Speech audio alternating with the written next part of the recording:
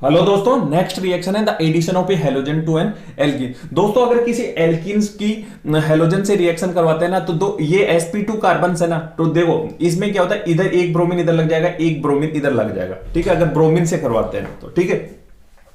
तो इसकी मैकेनिज्म क्या होगी, व्हाट इज द मैकेनिज्म। सबसे पहले तो आपको ये चीज देखनी पड़ेगी, पोलराइजिंग पावर क्या होती है और पोलराइजेबिलिटी क्या होती है, पोलराइजेबिलिटी क्या होती है। ठीक है, देखो सपोज करो ये कोई एटम है, इसके चारों तरफ ये क्या है, इसकी क्लाउड है, एटम की चारों तरफ ये इलेक्ट्रॉन की क्लाउड है। ठीक है, और ये मेरा हाथ है। ठीक है, तो ये क्या है, पॉजिटिव चार्जड है। तो अगर मैं इसके पास में लाऊंगा तो ये क्या होगा, इसकी शेप डिस्टोर्शन होगा। ठीक है, तो देखो मेरे हाथ में सपोज करो ये बहुत बिग वो है पॉजिटिव चार्ज का, तो इसकी डिस्टोर्शन क्या है कि मेरे हाथ में मैं इसकी जितनी डिस्टोर्शन कराऊंगा ना तो वो होती है मेरे हाथ की पोलराइजिंग पावर। मतलब कि सपोज करो ये हाथ की जगह कोई एटम है। ठीक है, तो इस एटम में कितनी पावर है कि इसकी जो शेप मतलब डिस्टोर्शन करवा दे, समझ में आ गया। ठीक है, तो वो तो होती है इसकी इस हाथ की पोलराइजिंग पावर। ठीक है, और पोलराइजेबिलिटी क्या होती है कि इसमें डिस्टोर्शन इसकी कितनी औकात है कि अपने शेप को डिस्टोर्शन करवा सके, समझ में आ गया। ठीक है, मतलब जैसे सपोज करो ये हाथ तो सेम है। ठीक है, लेकिन इसकी पोलराइजेबिलिटी बहुत कम है। ठीक है, तो ये पोलराइज यानी इसकी सेम में डिस्टोर्शन होगा ही नहीं, मतलब पोलराइजेबल ही नहीं है, समझ में आ गया।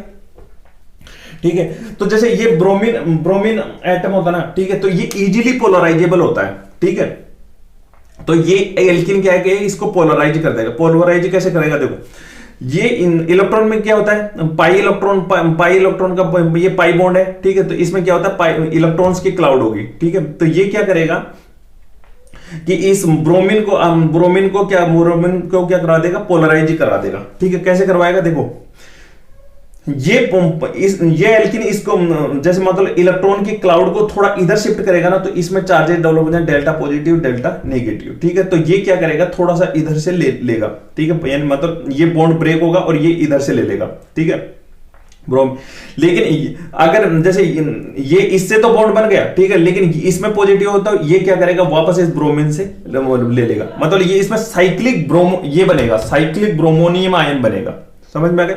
और ये देखो ये बॉन्ड ब्रेक होके ये इधर अपने इस ब्रोमीन पे आ जाएगा। ठीक है, तो ये जो साइक्लिक ब्रोमोनियम आयन बना ना, वो क्या होता है, 3 मेंबर्ड रिंग होती है, इसमें एंगल स्ट्रेन होगा और वेरी अनस्टेबल होगा। ठीक है, तो ये क्या करेगा, इसका बॉन्ड ब्रेक होगा, तो ये बॉन्ड ब्रेक होके ये इलेक्ट्रॉन यहां चला जाएगा। ठीक, और ये यहां से ये तरह से ले लेगा, समझ में आ गया। ठीक है, तो ये बन जाएगा। ठीक है, और ये बनाएगा विस्निल डाइब्रोमाइड। विस्निल क्या होता है, मतलब 2 एडजेसेंट कार्बन पे हेलोजन अटैच हो तो ठीक है, उसको कहते हैं विस्निल। ठीक है, अब इसमें ये एक बात याद रखना, जैसे हेलोजन कौन कौन से होते हैं, fluorine chlorine bromine and iodine. ठीक है, तो क्लोरीन और ब्रोमीन के साथ में बढ़िया होता है। ठीक है, लेकिन फ्लोरीन के साथ में जो ये एल्कीन की रिएक्शन करवाने पे एक्सप्लोसिव रिएक्शन होती है। ठीक है, तो वो क्या होती है कि जनरली किसी सिंथेसिस करनी हो ना तो यूजफुल नहीं होती है। ठीक है, और आयोडीन में क्या होता है कि जैसे ये प्रोडक्ट बनाता है, ये क्या होता है, वेरी अनस्टेबल होता है और बैक टू क्या हो जाए, वापस एल्कीन बन जाएगा, समझ में आएगा। और जो ये रिएक्शन होती है ना, वो generally carried out inert solvent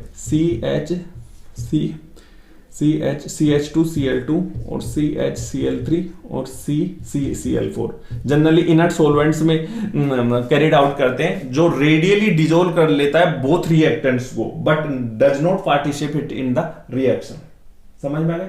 next बात करते हैं हम, अगर इसके सोलवेंट चेंज कर दें। ठीक है, पहले वाले में हमने लिया था CH2Cl2। ठीक है, इनर्ट सोलवेंट। ठीक है, अगर इस CH2Cl2 की जगह H2 ले लें या CH3OH ले लें, ठीक है, तो दोस्तों प्रोडक्ट चेंज हो जाएगा। ठीक है, तो देखो अगर एल्कीन की रिएक्शन हेलोजन से in the presence of H2O solvent की प्रेजेंस में करवाते हैं तो मेजर प्रोडक्ट ये बनता है और माइनर प्रोडक्ट ये बनता है। ठीक है, और ये जो मेजर प्रोडक्ट बनता है इसको कहते हैं halohydrin. What is the halohydrin, halohydrin किसे कहते हैं, यानी हेलोहाइड्रिन एक ऐसा मॉलिक्यूल है, ऑर्गेनिक का मॉलिक्यूल है, जिसके अंदर बोथ हेलोजन और OH ग्रुप अटैच्ड होते हैं। ठीक है, वैसे ही अगर CH3OH सोलवेंट की प्रेजेंस में अगर करवाते हैं रिएक्शन तो ये वाला प्रोडक्ट बनता है। ठीक है, तो इसकी रिएक्शन देखते हैं पहले H2O वाले की प्रेजेंस में। ठीक है, कैसे करते हैं, मैंने आपको अभी बोला है कि ब्रोमीन मॉलिक्यूल क्या है, इजीली पोलराइजेबल होता है। ठीक है, तो ये क्या करेगा, एल्कीन इसको पोलराइज कर देगा। ठीक है, तो ये क्या करेगा, ये पाई बॉन्ड क्या ब्रेक होगा और ये इसको दे देगा। ठीक है, है ना, और ये इधर से ले लेगा साइक्लिक ब्रोमोनियम आयन, ये इधर ये भी टूट जाएगा बॉन्ड, साइक्लिक ब्रोमोनियम आयन बनेगा, ठीक है। Cyclic bromonium ion is very unstable, ठीक है, तो ये क्या करेगा, ये बॉन्ड ब्रेक होगा, ठीक है, और H2O से ये यहां से लगेगा, ठीक है। अच्छा ये बात याद रखना, ये H2O से कैसे, देखो कंसंट्रेशन ऑफ सोलवेंट H2O की मोर होने के कारण ये क्या करेगा कि हैलाइड आयन से ना टकरा कर ये H2O से ज्यादा टकराएगा, ठीक है, इसी कारण तो ये मेजर प्रोडक्ट बन रहा है, ठीक है।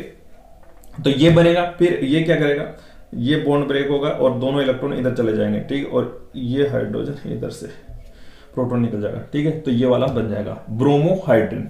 समझ में आ गया, ठीक है। इसमें यही चक्कर है, देखो सोलवेंट अगर इनर्ट सोलवेंट लेते हैं तो कोई दिक्कत नहीं, ये बनता है, ठीक है, लेकिन अगर सोलवेंट चेंज करते हैं जैसे H2O, तो क्या करते हैं, कंसंट्रेशन ऑफ H2O मोर होने के कारण ये क्या करेगा, मेजर प्रोडक्ट ये बन जाएगा।